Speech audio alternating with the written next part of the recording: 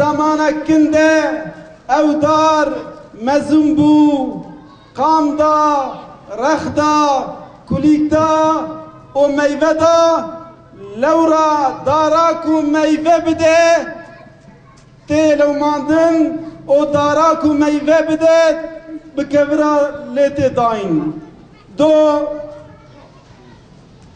li farqînê Hüdapar ji teref hinek insanê nezan, hinek insanê xunmiş, hinek insanê zalim û hinek insanê bexîl Hüdapar êriş lê hat kirin. Zalimler için yaşasın cehennem! Zalimler için yaşasın cehennem! Zalimler için yaşasın cehennem! Zalimler için... Gelî xuşku bira براستی نها ام سر روی ارده میزه دکن لمصر لسوریه لچچنستان لفلسطین لعراق لعراقان حاصلی کلام مسلمان بندست بون مسلمان مظلوم بون کافر خائن و خنمش ببون یک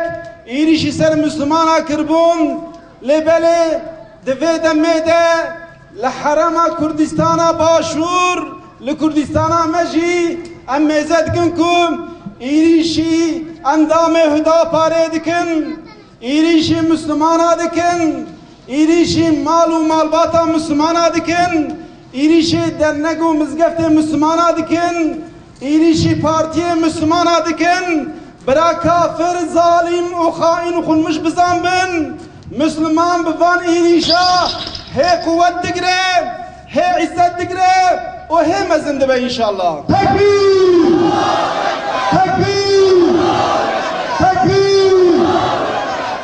لو رأى تاريخ وديروغ مزد كنديسا تكررتك قلي برايا بيتشواد دورا خدا اصحاب واخدود نقوتن بيرك نقوتن ظلام نقوتن قده نقوتن اختيار یک به یکش طرف کافرا ظالما هاتن شوتاندن امی زدکن کل سر روی عرده مسلمان نابیجن پیرک نابیجن گدید قمات کده نابیجن اختیار روسپی نها جه طرف ظالم خائن خنمجات شوتاندن گلی برایا. تکبیر تکبیر تکبیر.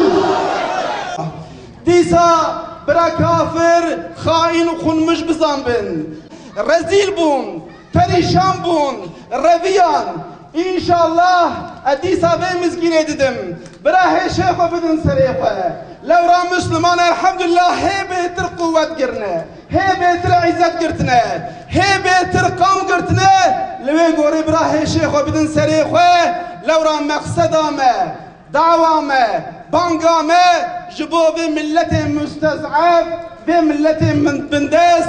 Amj zulme khalas bikin. O damaku am ve hizmeti bikin. Wallahi am kesi nas nakin. Kili vere peşya me. ام جبو خدمتا ملتي خو جبو خدمتا ربي خو ام راي خو دوام بكم ان شاء الله چلو پنج باجارا تي آوا کرن زيدي دوسوت قزا هاتي آوا کرن و اوقاس بلدا هاتي آوا کرن هدفا هدا پاره خدمتا ملتي ويه خدمتا قلي خويه جبوي قاسي ان شاء الله ام خدمتا خو دوام بكن İnşallah ame riyaha devam bikin o disa em dibêjin bira kafir hain û xunmiş bizan bin vallahi em yek ferdek tenecî bimînin em li vê pêvê riyê herin. PKK yandaşları tarafından yoldan geçen halka ait araçlara taşlı ve havai fişeklerle saldırmışlardır. Bu çeteler daha sonra aynı cadde üzerinde bulunan Hudapar İlçe Başkanlığı binasına 21-30 sıralarında taşlı saldırı düzenlenmiştir. Son günlerde bu çeteler tarafından halkımıza karşı karalama, yalan ve iftira kampanyaları yapılmaktadır. Dindar kişiler, İslami yapılar, STK'lar ve partiler hedef alınmaktadır. Geçtiğimiz aylarda partimizin Ceylanpınar ilçe binasına molotoflu saldırı yapılmıştır. Bir hafta önce Cizre'de mütedeyyin kişilere ait 3 eve eş zamanlı bomba atılması ve dindar kişilerin evlerinin basılıp kaçırılması, dün gece Silvan ilçe binamızın çetecilere taşlattırılması bu hadiselerden birkaçıdır. Farklı düşüncelere karşı tahammülsüz olup zorbalık yapanlar, hele İslami yapıları kabullenmeyenler şunu iyi bilmelidir ki İslam'a ve Müslümanlara düşmanlığın hiç kimseye faydası olmamış, onlara da faydası olmayacaktır.